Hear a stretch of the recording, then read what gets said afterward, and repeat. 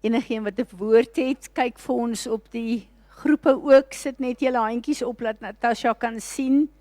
Enigeen wat 'n woord het, 'n visioen. Dankie Rudolf.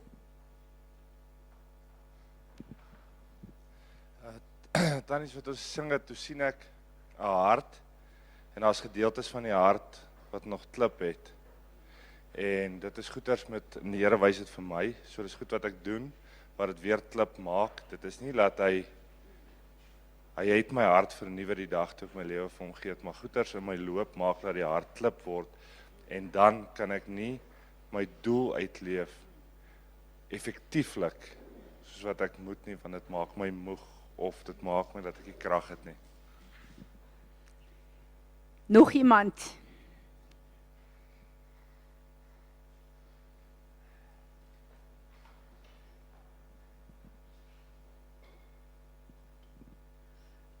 My ouma wat in Ryds gebly het, sy huis het voor haar garage so dryweprieel gehad.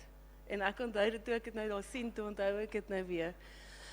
Maar hierdie dryweprieel is so toegerank en so beskut, en ons almal stap onder hierdie dryweprieel, maar ons weet ons het die Here se beskerming.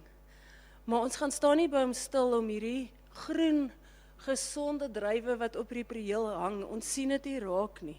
Ons loop net die hele tyd in hierdie beskerming van die Here. En toe ek daar staan, toe kom Matteus 3 by my op, van Johannes die Doper, wat sê, bekeer julle, want die koninkryk van die Here het naby gekom. En ons moet vrugte dra wat daai bekering wys. En as ons nie gaan stil staan en daai vrugte gaan vat en dit pluk nie, ons het die Here se beskerming, maar ons kan nie net op dit staat maak nie, ons moet onder daai prieel gaan stil staan en daai vrugte kry. Die woord is baie dieselfde vir my. Ons is so gewoond aan die Here se teenwoordigheid, aan sy woord, aan sy beskerming, aan sy voorsiening, maar is ons regtig effektief in ons lewe waar hy ons geplaas het? Is daar regtig 'n vrug wat hy kan gebruik deur ons lewe? Of is ons net op 'n plek waar ons dankbaar is en alles geniet wat hy vir ons gee? En ek hoor wat Rudolf sê, dit bring sekere plekke 'n hardheid van hart. En ek wil hê ons moet staan as 'n gemeente, julle op Zoom ook, en dit wat ek bid en repent, as enige een van julle voel ons moet meer bid, dan sê julle vir my. Vader, ons wil kom en ons wil vir u dankie sê, vir u teregwysing, vir u waarskuwing, en ons wil sê, Here, ons is skuldig. Ons geniet u woord en u beskerming, ons geniet u seëninge, Here, maar asof ons net dit alles geniet en saamstap, en nie besef dat u ons geroep het, om vrugbaar te wees vir u en u koninkryk nie. Vergewe ons daarvoor. Vergewe ons die plekke wat ons vir onsself lewe, wat ons selfsugtig is, selfgesentreerd is, waar alles oor ons en ons gesinne en ons welsyn gaan, en waar ons onsself nie vir u gee, om ons vrugbaar te maak in u koninkryk nie. Here, ons is jammer daarvoor. Vader, ons is jammer vir daai plekke, waar ons toelaat, dat omstandighede vir ons 'n hardheid van hart gee. En dan is ons getroos om te dink, ag nee, wat hier is ek nog okay, hier is ek nog effektief vir die Here. Here, u sê in Esegiel, u wil die hart van klip verwyder, en u wil vir ons 'n hart gee, gevul met u liefde. Vergewe ons, Here, alles wat ons doen en sê, om gedeeltes van ons harte en lewe te reserveer vir ons eie vlees, ons eie welsyn, ons eie selfgesentreerde plekke. En Here, u sê in u woord, u wil ons hele hart hê, ons hele verstand, alles van ons wil u hê. En daar is soveel skrifte wat u sê, Here, u wil ons hele hart hê. Ek wil vergifnis vra vandag, Here, dat ons plekke in ons lewe toemaak vir u, dat ons u nie wil toelaat om die volheid van u woord te aktiveer in elke plek in ons lewe nie.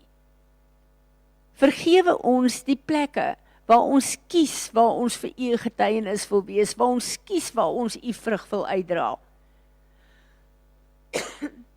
En dat ons dit beheer, en ons nie onder U beheer sit nie. Vader, U is besig met 'n werk in hierdie boek van Efesiërs. En U sê, U wil van ons die 5de evangelie maak. Help ons, Here, ons het U nodig. Wys vir ons waar is die plekke wat ons nie kwalifiseer nie. Vergewe ons daarvoor. En dankie Heilige Gees vir 'n nuwe werk wat U in ons, maar ook in hierdie gemeente doen. Here Jesus, dankie dat U die een is wat ons teruggebring het na ons Vader se huis toe. Amen.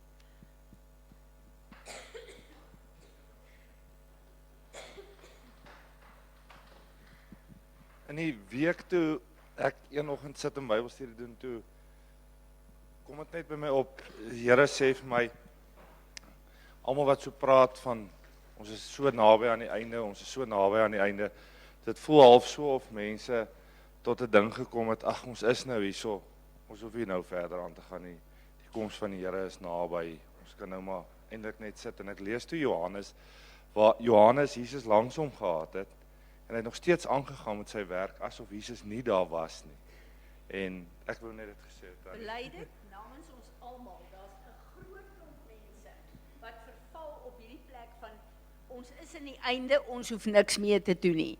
Die einde, 'n dag is 1000 jaar vir Jesus, en 1000 jaar is 'n dag. As julle dink, hy kom die volgende paar jaar, dan dink ek, ons is almal verkeerd. Hy kom gou, maar ons het nog baie werk. Here, ek sê vir U dankie dat ek kan kom bely volgend, omdat ons op 'n plek kom, Here, waar ons, nie net ons nie, Here, die wêreld sit en dink, hoor hierso, maar U is baie naby, en ons het gedoen wat ons moet doen, Here, en ons kan nou sit en wag vir U, Here, en ek wil om vergifnis vra, ek wil vir U vra, Here, gee ons die hart en die verstand en die krag soos Johannes, om nog steeds aan te gaan, Here, maak nie saak wat daar buite gesê word nie, elke dag te doen om U koninkryk te bou. Al het Jesus langs hom gestaan, was hy nog steeds 'n disipel en hy het nog steeds die koninkryk gebou. Here, en ek wil vir U vra, help tog dat ons ook elke oggend sal opstaan met die denke van vandag bou ek koninkryk, Here, en nie ek gaan uit om te werk nie. As dit nodig is, sal ek werk, Here. Dankie, Here. Amen. Amen. Kom, Elisabeth, ja? Ja. Ja, en Vader, alles wat ons, alle ongehoorsaamheid aan die woord van God is rebellie. Dis hoekom hy begin van die jaar vir ons gesê het, gaan julle luister na my woord. So Vader, ons wil vir U kom sê, dat ons wil alle rebellie in ons harte kom bely. Elke plek waar ons U gedeeltelik gehoorsaam, waar ons sekere goed toehou, waar ons wag, as U vir ons sê, gaan nou, dit is rebellie, Here, en dit is witchcraft. Ons wil dit kom bely as 'n sonde, en Here, ons wil dit afbreek van ons, en van hierdie gemeente af in die naam van Jesus. En Vader, ek het jare terug altyd iets gebid, en U herinner my nou daaraan. Ek bid dat U die eienskap van U engele vir ons sal gee, daai karaktertrek, waar U sê, hulle het soos weerlig gehoorsaam, wanneer U praat.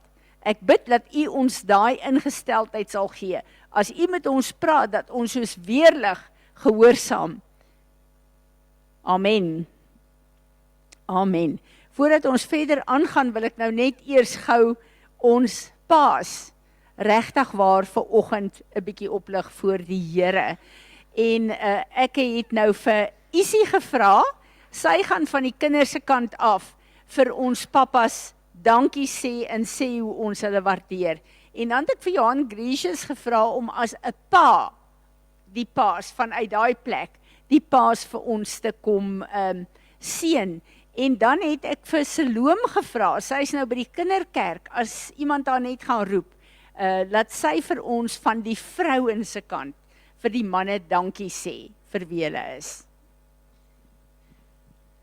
Here Jesus, ek wil kom en vir U baie dankie sê, Here Jesus, dat U vir ons die voorreg gegee het om elkeen so goeie pa te hê.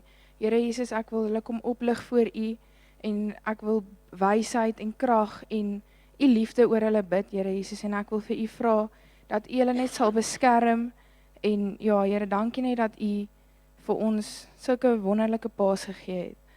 En dan wil ek net 'n versie lees. Genesis 18 vers 19. For I have chosen him so that he will direct his children and his household after him to keep the way of the Lord by doing what is right and just, so that the Lord will bring about for Abraham what he has promised him.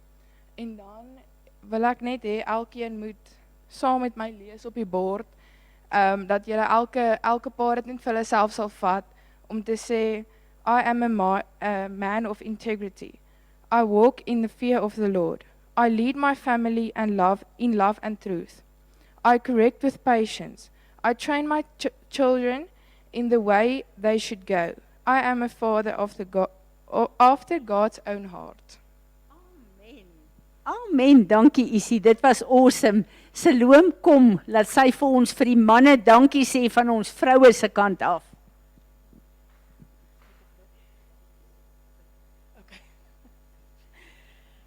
Dankie Vader vir elke wonderlike pa in hierdie gemeente. Vader, vir al die opofferings wat hulle maak om hulle gesinne veilig en secure te maak. Here, dankie vir die paas wat ook nie meer hier is nie. Vader, en ek bid vir elke pa wysheid en insig. En ek pleit Jesus Christus se bloed oor elkeen van ons. In Jesus Christus naam alleen bid ek dit. Amen. Dankie Salome. Amen. Vader, baie dankie dat ons paas, ons vaders vandag kan kom herdenk, aandink, waardeer. Maar ons wil eerstens kom en ook onthou, U is ons Vader. En soos U in die woord vir ons kom leer het, bless the Lord, O my soul. Wil ons U kom bless, Vader? Dankie vir die Vader wat U vir ons is, dat U vir ons kom leer hoe om vaders ook hier op aarde te wees. En daardeur dat U vir ons vaders gegee het, om vir ons die weg te kom wys, om ons op te bring, om ons rigting te wys, en vir ons paas te wees hier op aarde. En Vader, ons weet, die wêreld het vaders nodig, the world needs fathers. En ons vra vir U Heilige Gees dat U ons vaders sal seën in die roeping wat hulle het as 'n vader teenoor hulle vrouens, teenoor hulle kinders, en ook vir wat U wil hê hulle moet kom doen, en dat hulle U sal volg in waarheid en gees, en dat ons wat vaders het wat moet volg, sal opkyk na ons vaders, en ook U lig, U teenwoordigheid in hulle sal sien en sal volg. So seën elke vader vandag, dankie vir ons vaders, en dankie vir U, wat ons Vader is. Ons is lief vir U, ons vra dit in die naam van Jesus, amen. Amen. Ek wil net sê dat die paas is so 'n belangrike bousteen in ons gesinne. En ek is trots op die paas van Perez. En ek wil vir julle sê, daar's 'n jong generasie wat julle dophou. Hoe julle kinders en julle vrouens hanteer. En vir my is dit lekker om te sien en te hoor wat julle sê en doen. So ek is regtig trots op julle. Ja, as ek nou oor my man iets kan uitspreek, dan is ek baie bly hy is nie my pa nie, want anders sou ek nie sy vrou kon wees nie. Goed. Julle, ons het Vrydag by die leiersvergadering van die dorpsleiers bymekaar gekom en die Here het ons na 'n plek toe geruk, letterlik geruk, om te begin bid. En wat ek vir julle wil sê is ons hier as 'n gemeente, dis so belangrik dat ons fisies in die gemeente is, op Zoom fisies inskakel, want ons is 'n ekklesia. Ons is nie 'n kerk nie. Die woord kerk is 'n Griekse woord wat eintlik beteken entertainment. Jesus het nooit 'n kerk daar geplaas nie. Die skrif wat hy vir ons gee, as ek nou gou kyk, waar is die skrif? Jesus het gesê, dat ek het my gemeente kom vestig, nie my kerk kom vestig nie. En wanneer ons kyk na die betekenis van die woord van gemeente, dan is dit 'n ekklesia. 'n Ekklesia is 'n groeps mense en ook 'n regsidentiteit. Wat wanneer ons in eenheid saamstem, dit is wat hoe hulle regeer het in die Romeinse tyd, in die Griekse tyd, 'n ekklesia, 'n klomp mense wat saamstem en besluite neem en dit dan wette maak en dan goed skuif in 'n gemeenskap. En dit is hoekom die Here ons as ekklesias. Ons is 'n gemeente wat beteken 'n familie, 'n liggaam, 'n fellowship wat vir mekaar daar moet wees, wat mekaar moet lief hê, mekaar moet ondersteun, maar ons is ook wanneer ons by mekaar kom in die gemeenskappe waar die Here ons geplaas het, moet ons funksioneer soos en wanneer dit hom behaag as 'n ekklesia. En ons het Vrydag by mekaar gekom en die Here het vir ons hierdie hele xenofobia ding voor ons kom neersit. Nou ons weet in die land daar is woord en waarskuwings dat die baie onluste gaan wees en dat hulle beplan 'n bloedbad in Suid-Afrika. En ons weet die regering is nou besig om daaraan te werk en mense uit te kry maar toe ek op die internet gaan kyk, hoeveel onwettige immigrante is in Suid-Afrika, was ek geskok gewees.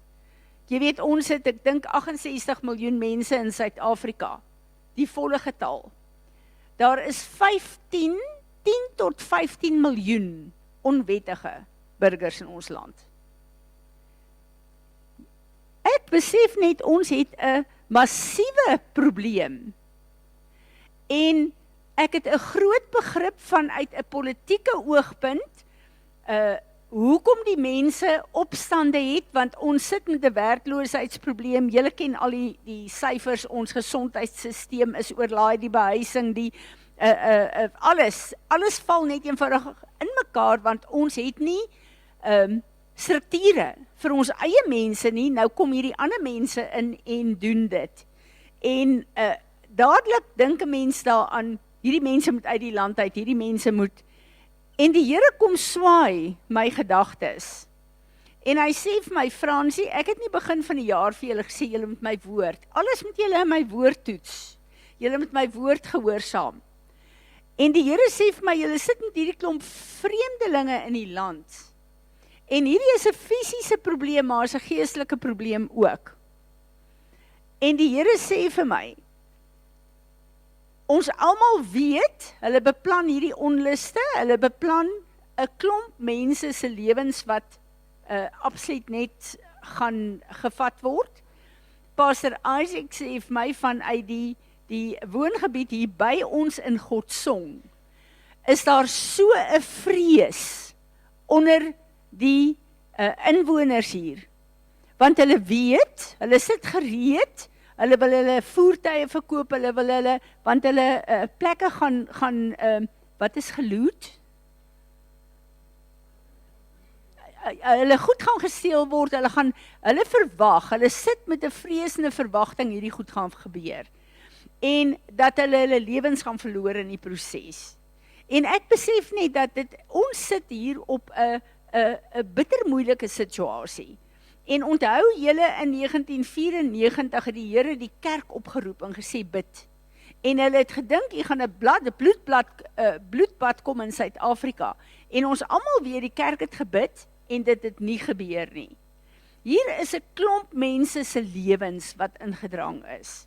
Maar wat my hart vasgegryp het, is die Heilige Gees sê vir my, gaan kyk 'n bietjie, wat sê ek van hierdie klomp vreemdelinge in julle land?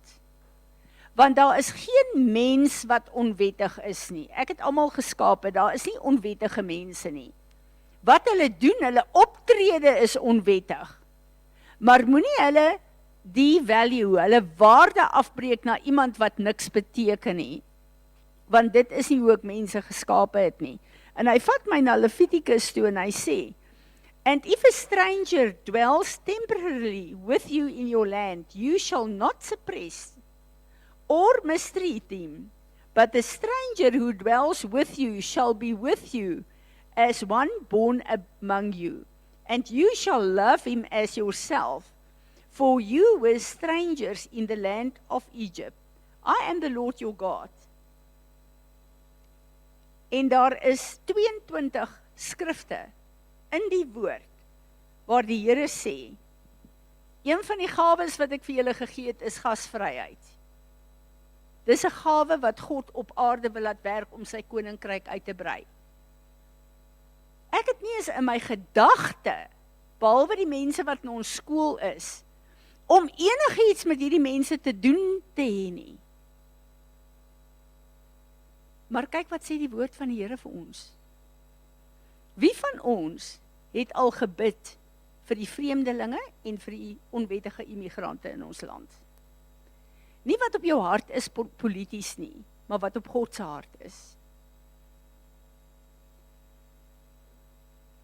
Kom ons staan.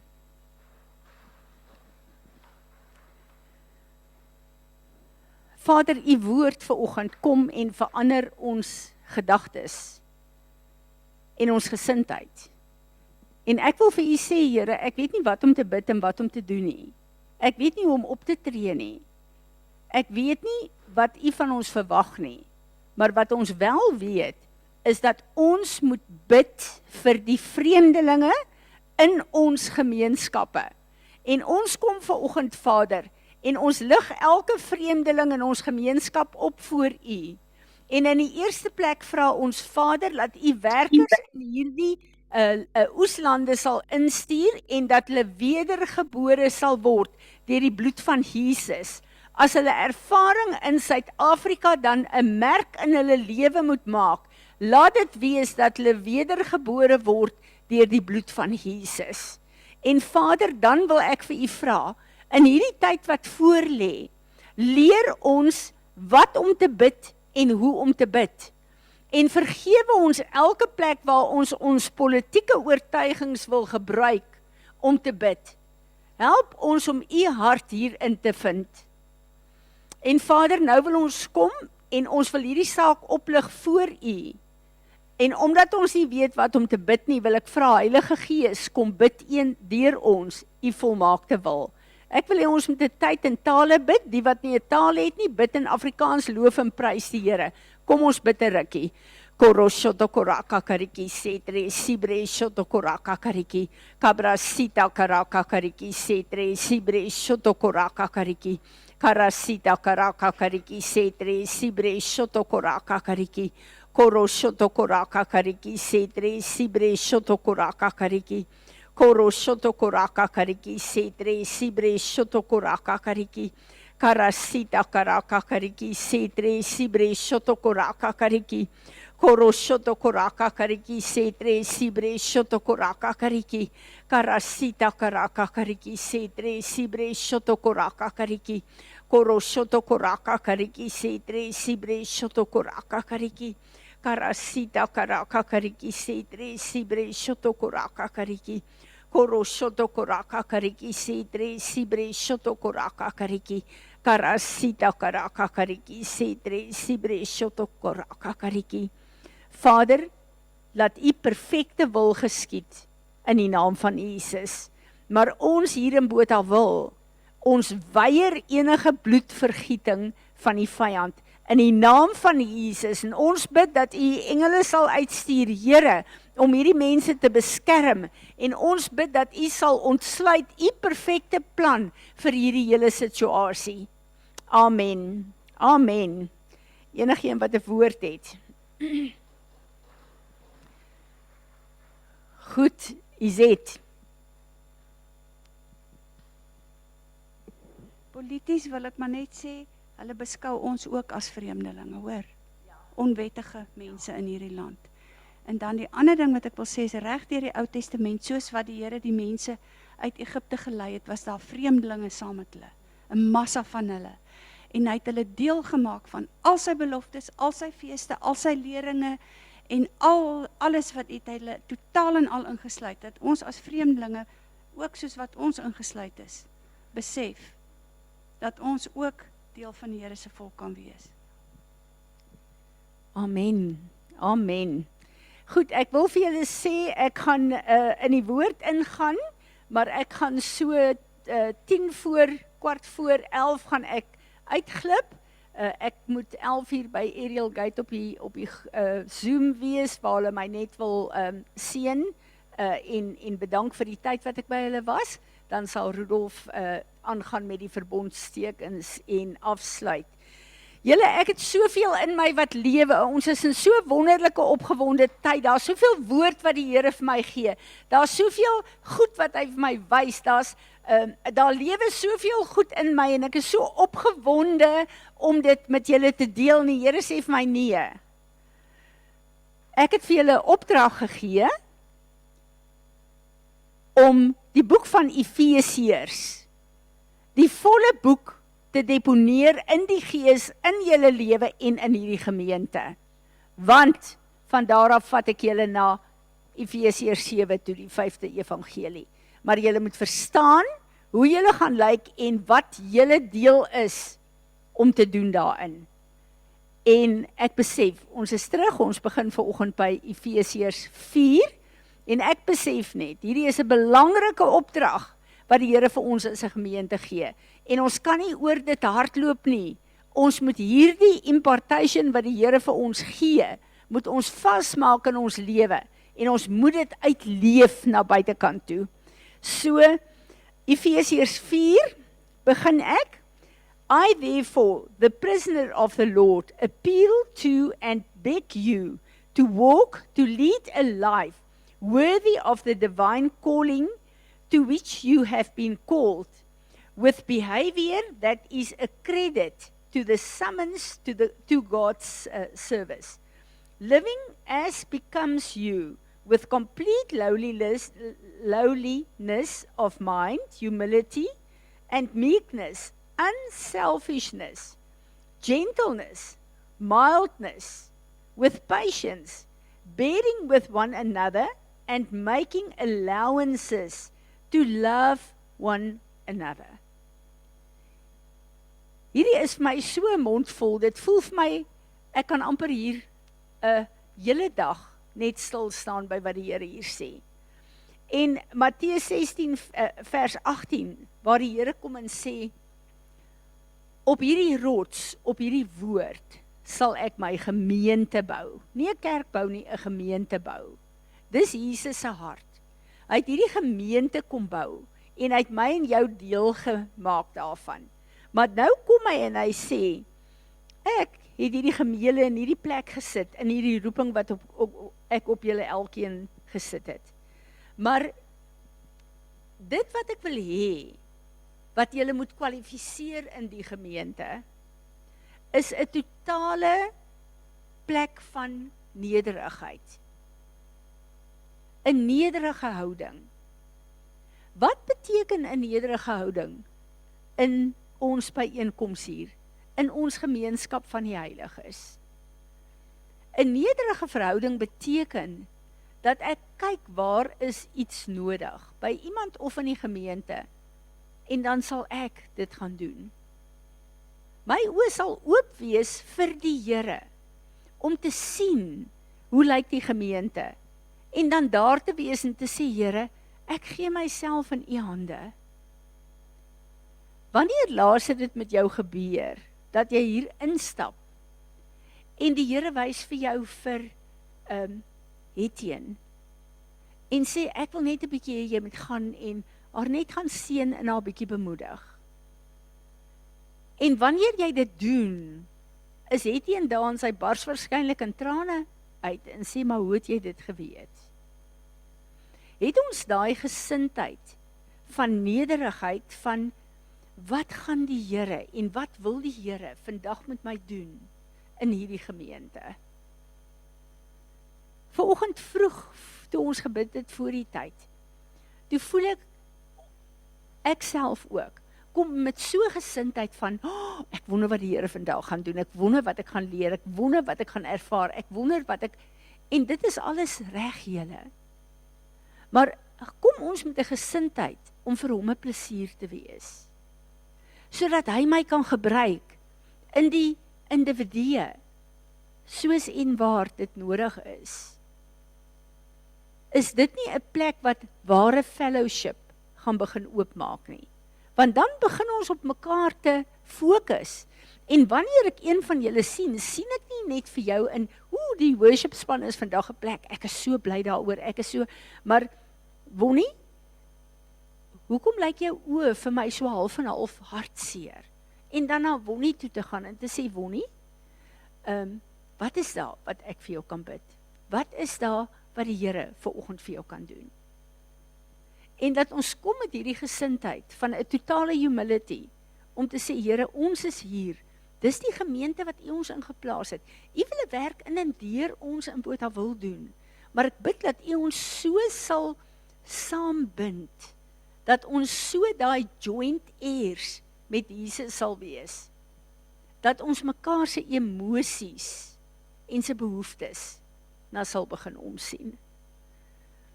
Daai onselfsugtigheid. Ek besef net dat daar is 'n plek waar die Here in my lewe werk met selfsug. En ek het nie besef, ek het soveel selfsug in my lewe nie. En Johan, en ek dink julle almal weet, ek is 'n harde werker. Ek sal van die oggend tot die aand sal ek werk. Maar daarna wil ek verkieslik hier so teen 5:00 die middag my nagklere aantrek en my eie tyd hê. En is ek bereid om dan vir die Here daar te wees en te sê, Here, al my tyd behoort aan U? Of het ons almal hierdie selfsugtige, selfgesentreerde goed, wat ons in ons lewe inrig en grenslyne sit, om mense en mekaar uit te hou? Ek besef dat met hierdie boek van Efesiërs, is die Here regtig besig om goed in my lewe te skud. En om sekere goed wat ek daar gestel het, wat goed en reg is, dis nie verkeerde goed in die oë van die wêreld nie. Maar ek weet, daar's plekke wat ek myself afsny en sê, Here, hier wil ek net my eie tyd hê. En wat daarvan, as daar 'n krisis is, 6:00 of 7:00 die aand, by enige in die gemeente, hoe voel ek dan daaroor? Of is my foon heeltemal af, dat niemand my kan bereik nie? Hoor julle wat ek vir julle sê? Die Here is besig, vandat ons met Efesiërs 1 begin het, is hy besig om vir my goed te wys in my lewe, wat ek nie gedink het wat verkeerd is nie, maar wat hy wil hê, ek moet onder sy heerskappy kom plaas. En dan kan ek sommer dadelik vir julle sê, die Here sal sorg, dat ons nie abuse word op daai plek nie, maar hy wil graag hê, dat hy vrye toegang tot ons lewe het, 24 ure 'n dag, vir mekaar. Be eager and strive earnestly to guard and keep up the harmony and the oneness of and produced by the Spirit and the binding power of peace. As ons agterkom hier in die gemeente, is daar 'n plek of mense wat nie lekker met mekaar is nie. Begin ek en jy daaraan te bid, en vra ons vir die Here, om in hulle harte sy vrede te ontsluit. Begin ons te bid en vra vir die Here, om asseblief sy vrede en sy eenheid, soos wat dit in die liggaam moet wees, in hulle harte te bewerk. Of stoot ons dit maar net weg en dink, ek hoop hulle sorteer hulle self uit. Ons is hier, onlosmaaklik aan mekaar verbind julle, in hierdie liggaam. Of ons dit wil weet of nie, ons moet daar wees vir mekaar. There is one body and one spirit, just as there is also one hope that belongs to the calling you received. There is one Lord, one faith, one baptism, one God and Father to all of us, who is above all, sovereign over all, pervading all and living in us all. Wanneer ek na Lizaan kyk, kyk ek na haar, Lizaan is Rudolf se vrou, ek weet ek kan vir haar enigiets vra, sy sal dit doen, ek ken haar eienskappe, haar karakter, of kyk ek na Lizaan, met hierdie hele ding van, Lizaan, ek en jy dieselfde pappa, ek en jy dieselfde gees in ons, Vader kyk na my en jou, en sien 'n unity in my en jou, waar ons onlosmaaklik van mekaar is. En hanteer ek dan vir Lizaan, volgens die woord wat sê, jy moet jou broer lief hê soos jouself. Het ek haar dan lief, soos wat ek myself lief het? Sien ek haar vir wie sy is, of sien ek haar net as Lizaan, deel van die gemeente hier? Dit voel vir my die Here wil net 'n dieper ding oopmaak, in en tussen ons. En dan kom ons by die uitdaging van, ons hou nie altyd almal van mekaar nie. Dat het maar goed gebeur. Gaan ons toelaat, dat dit ons op 'n plek hou, waar ons nie die joint heirs, met ons almal met mekaar, joint heirs wees nie. Of gaan ons die Here toelaat om daai plek uit te sorteer, op 'n manier wat, ja Here, maar is eintlik hy of sy, en hulle moet dit uitsorteer, ek is okay. Nee, as daar nog iets is tussen jou en iemand, dan moet jy verantwoordelikheid neem. En jy moet vir die Here hierdie nederige instrument wees, om die liefde uitgestort in ons elkeen, te laat vloei tussen jou en daai persoon. Yet grace, God's unmerited favor, was given to each of us individually, not indiscriminately, but in different ways, in proportion to the measure of Christ's rich and bounteous gift.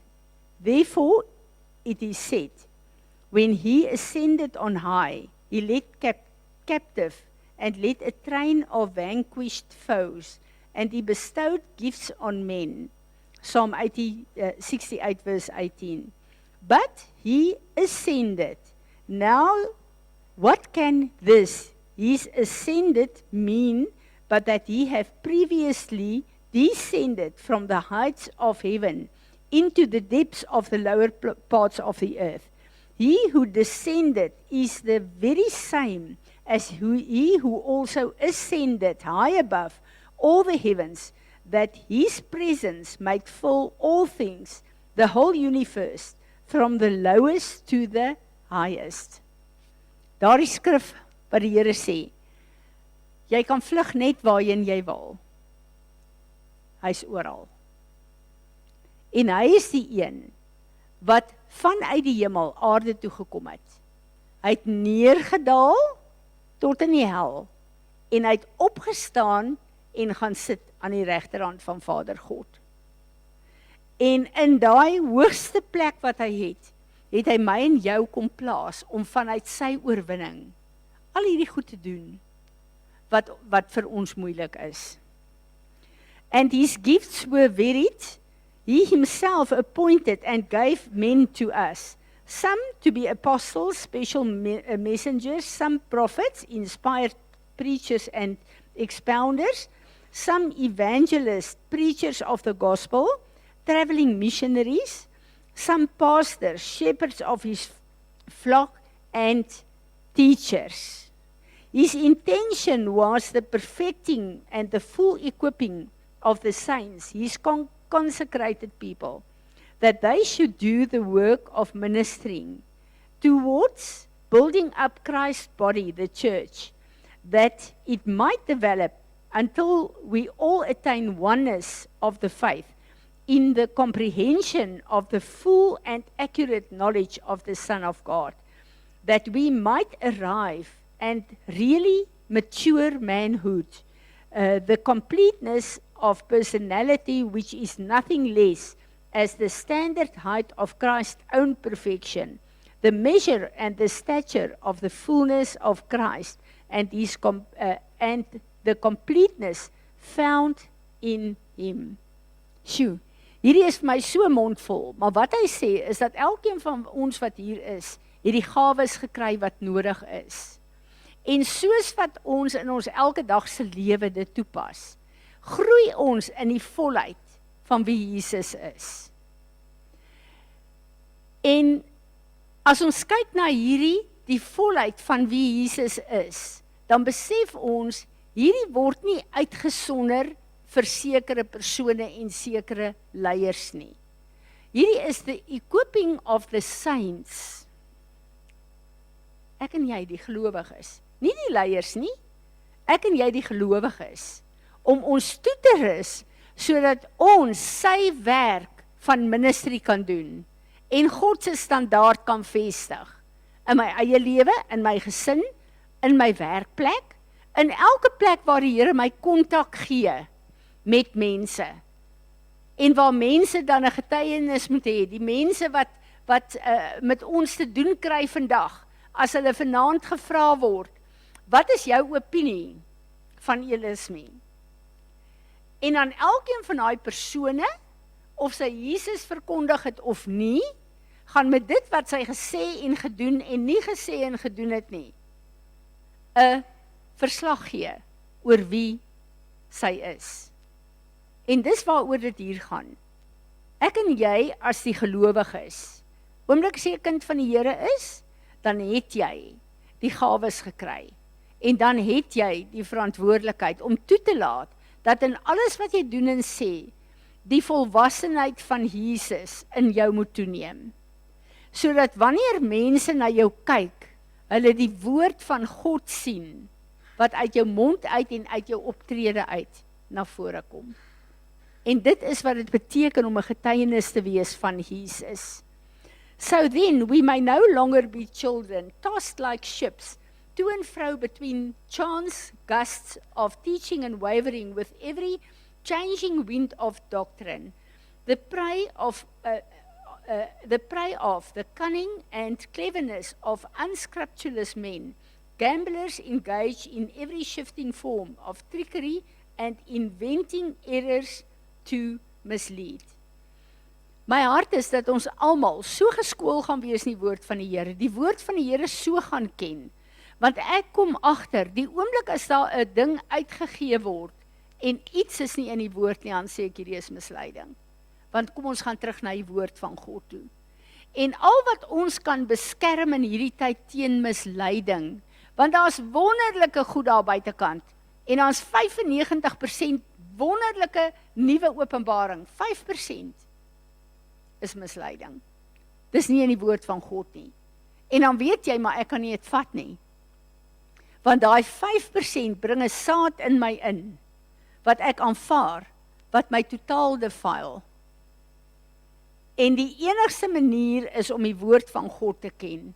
En dan kyk ek na baie van die goed wat gesê en gedoen word, of mense wat my bel, en vra, hulle het nou hierna geluister. En dan onmiddellik kan ek sê, deur die genade van die Here, maar hierdie is teen die woord van God, so jy kan hierdie ding nie vat nie. Ons het almal wat hier sit, die Heilige Gees in ons, en ons het die woord van God. Ons moet tyd uitkoop in hierdie tyd, om die woord van God in ons te kry. Dis in ons harte geskryf, maar ons moet dit in ons sielsdimensie kry, en dit vat tyd. Ons moet tyd uitkoop, om God se woord in ons te kry.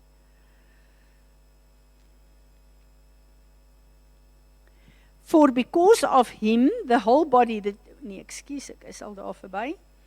In their spiritual apathy, they have become callous and past feeling and reckless, and have abandoned themselves a prey, an unbridled sensuality, eager and greedy to indulge in every form of impurity, that their deprived desires may not suggest and demand.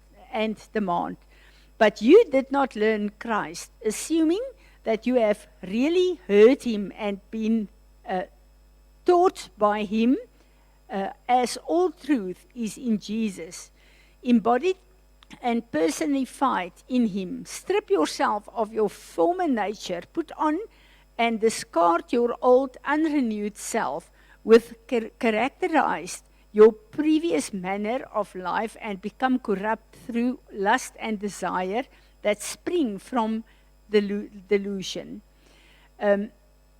Het julle agtergekom, as 'n mens 'n bietjie nalat om te lees, of jou program om elke dag die woord te lees, word jy maklik ingetrek in goed, wat net 'n bietjie weg is van die woord van God. En dit bring daai hardheid van hart in plekke wat Rudolf vanoggend van gepraat het. As ek en jy nie in die woord bly nie, dan begin ons allerhande goed te kyk, en ons word ingetrek in goed, wat ons, die Engelse woord is desensitized maak. Dit maak ons onsensitief vir die woord van God. En dan is dit maklik om saam te stem met sekere goed. En wanneer jy begin saamstem met sekere goed, wat nie verskriklik verkeerd is nie, maar is tog bietjie af van die woord van die Here af. Die oomblik as jy vas staan daarmee, dan gaan jy na die volgende plek toe, waar goed erger teen die woord van God is. Dit werk soos verslawing. Eers het jy net 1 drankie nodig, later moet jy 2 drink, later moet jy 3 drink, net so is dit met sonde. Ons kry daai hardheid van hart, en al hoe meer en meer maak ons oop, om dan weg te beweeg van die woord van God af. And be constantly renewed in the spirit of your mind, having a fresh mental, spiritual attitude, and put on the new nature, the regenerated self, created in God's image, godlike in true righteousness and holiness. En hier sal ek nou moet stop, nee, ek kan nog 'n bietjie aangaan, om letterlik ons gedagtes gevangene te neem, en dit gehoorsaam te maak aan die woord van die Here, is 'n praktiese oefening, wat so nodig is in my en jou lewe. En hoe doen ons nou hierdie goed wat die Here vir ons sê prakties?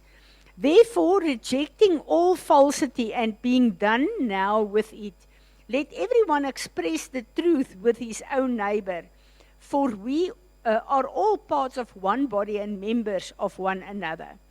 When angry, do not sin. Do not ever let your wrath, your exasperation, your fury and indignation last until the sun goes down. Leave no such room or foothold for the devil. Give no opportunity to him. Let the thief steal no more, but rather let him be industrious, making an honest living with his own hands, so that he may be able to give to those in need. En hier wil ek net vir jou sê, ons dink dadelik aan die misdaad van steel, wat ons verseker nie sal doen nie, maar trek dit 'n bietjie in ons eie lewe in, en kyk op watter plekke is ek en jy oneerlik, maar ons regverdig onsself. Dis presies dieselfde as om 'n dief te wees. Let no foul or polluting language, nor evil word, nor unwholesome and worthless talk ever come out of your mouth, but only such speech as is good and beneficial in the spiritual progress of others, as is fitting to meet the occasion, that it may be a blessing and give grace to God and God's favor to all who hear this. Hierdie is een van die belangrikste dinge. As ek kyk na, partykeer na kinders van die Here, wat vuil taal uit hulle mond uit laat kom. Dis teen die woord van die Here. En die volgende skrif gaan aan en sê, as ons dit doen, do not grieve the Holy Spirit of God, do not offend or vex or sadden him, by whom you were sealed, marked, branded as God's own, secured, for the day of redemption and the final deliverance through Christ from evil and the consequences of sin. Let all bitterness and indignation and wrath, passion, rage, bad temper, resentment, anger, animosity, quarreling, brawling, clamor, contention, and slander, evil speaking, abusive or blasphemous language be banished from you. With all malice, spite, ill will, or baseness of any kind, and become useful and helpful and kind to one another, tender-hearted, compassionate, understanding, loving-hearted, forgiving one another readily and freely, as God in Christ forgave you. En hier moet ek stop, maar ek wil vir julle vra, hierdie laaste 2 skrifte in Efesiërs 4. Vat dit hierdie week na die Here toe. Want die Here sê vir ons, as ons hierdie laaste gedeelte van Efesiërs 4 doen, as ons dit doen, dan kom ons op 'n plek van oorwinning en waar Jesus se volheid in ons in kan groei. Dit voel vir my, hierdie is Efesiërs 4 is so 'n belangrike hoofstuk dat ons nie daaroor kan hardloop nie. Vat dit en laat toe dat die Heilige Gees jou bedien daarmee en doen wat jy moet doen. As daar van hierdie goed in jou lewe is, dan deel ons daarmee. En ek was verstom gewees ook, terwyl ek vir die Here dit vra, dat die Here met my begin werk het, oor 'n verhouding in my lewe. En ek besef, pas op om op 'n plek te kom, waar jy dink, alles is wel met my siel, ek het al sekere goed gedoen, so ek is okay daar. Laat die Heilige Gees, die diepte van wat hy wil doen, in en deur ons lewe, doen in hierdie tyd. Dis belangrik vir waarheen hy ons vat. Amen. Enigeen wat 'n woord het. Ja,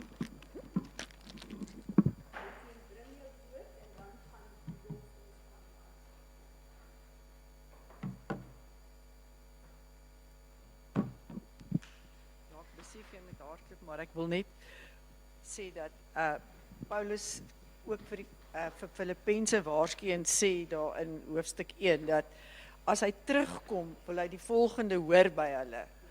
That you are standing firm in united spirit and purpose, striving side by side, contending with a single mind for the faith of the glad tidings, the gospel.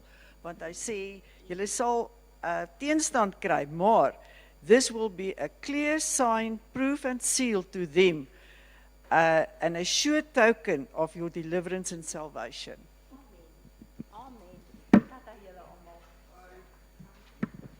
Dis Filippense 1 en dit begin daar by 27 tot en 28.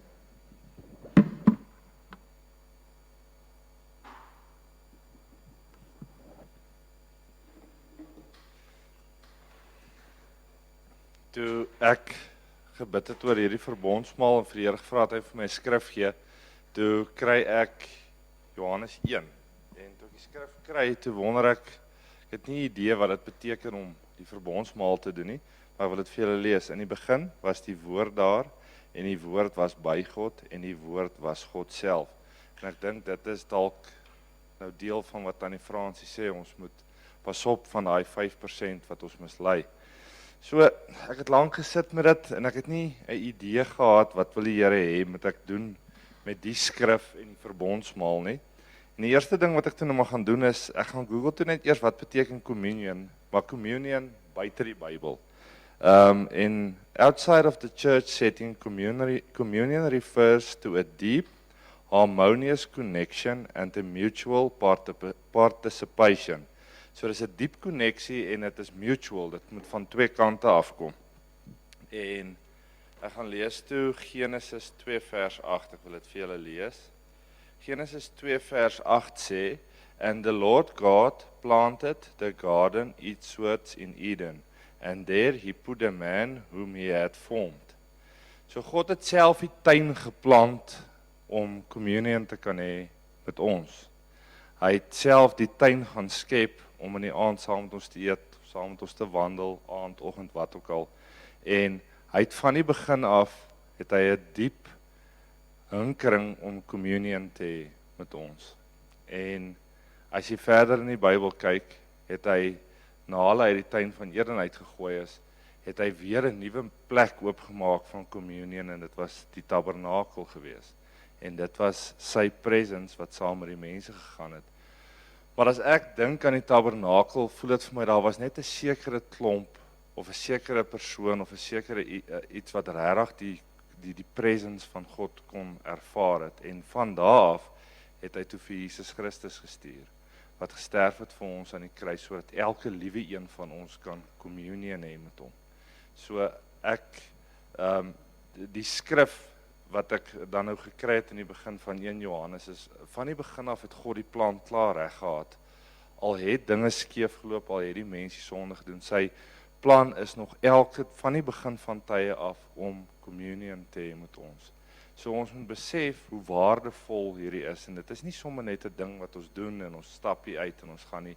Die Here wil 'n diepe koneksie met elkeen van ons vorm, en hierdie ding wat ons vandag doen, die sap en die broodjie, is net herinnering vir ons hoe lief hy ons het en hoe groot hinkering het hy om saam met ons te wees. Wat vir my baie awesome was van dit, terwyl ek dit, hy het 'n tuin gemaak om saam met ons te wees. En ek voel baie keer, ek dink ons gaan soek hom ook in die verkeerde plekke. As die woord vir ons sê, hy het 'n tuin geskep, dan wonder ek baie keer, as ons so sukkel, as ons in 'n woestyn tyd is, moet ons nie dalk in 'n tuin uitkom om hom net te ervaar nie. Ons kom dalk in 'n binnekamer of ons soek hom, maar hy sê vir ons in sy woord, hy het 'n tuin gemaak om saam met ons te wees. So ek wil dit net vir julle sê. Here, dankie vir hierdie dag en dankie dat ons so bevoorreg kan wees dat Jesus Christus vir ons gesterf het, Here, sodat ons hier kan staan en laat ons tog besef, Here, U het 'n hinkering om deel van ons lewens te wees, U het 'n hinkering om met ons tyd te spandeer. U wil saam met ons wees, Here. Dankie dat ons hierdie tekens kan oplig vandag, net om vir almal te wys, Here, ons is in 'n verhouding met U. Here, help elkeen van ons, laat ons Efesiërs verder sal vat, Here, en dat ons hierdie wonderlike gawe wat ons het om hier te kan staan om die communion te kan vat, Here, kan deel met die res van die wêreld. Laat ons dit nie net vir onsself sal hou nie, Here, maar dat ons regtig disippels van U sal wees. Dat ons sal uitgaan en gaan doen wat U verwag van ons om te doen. Dankie dat U goed is vir ons. Dankie dat U nog altyd vir ons tyd het, Here, en dat U nog altyd saam met ons die pad loop. Ons vra dit in Jesus naam. Amen.